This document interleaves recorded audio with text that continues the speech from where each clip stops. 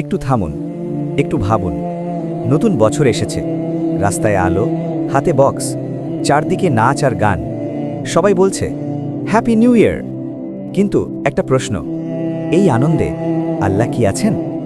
আল্লাহ কোরআনে শপথ করে বলেন, সময়ের কসম, নিশ্চয়ই মানুষ ক্ষতির মধ্যে রয়েছে।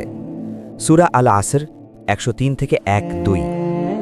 নতুন বছর মানে আনন্দ নয় শুধু, নতুন বছর মানে আমাদের জীবন থেকে আরেকটা বছর কমে যাওয়া, আমরা মৃত্যুর আরও কাছে।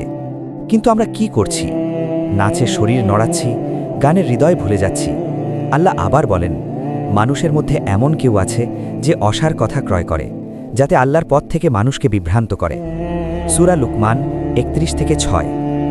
রাসূলুল্লাহ সাল্লাল্লাহু আলাইহি ওয়াসাল্লাম সতর্ক করে বলেছেন, আমার উম্মতের মধ্যে এমন লোক আসবে যারা বাদ্যযন্ত্রকে হালাল মনে করবে। সহিহ বুখারী। ভাই ও বোনেরা, আনন্দ হারাম নয়, কিন্তু আল্লাহকে ভুলে যাওয়া সবচেয়ে বড় ক্ষতি।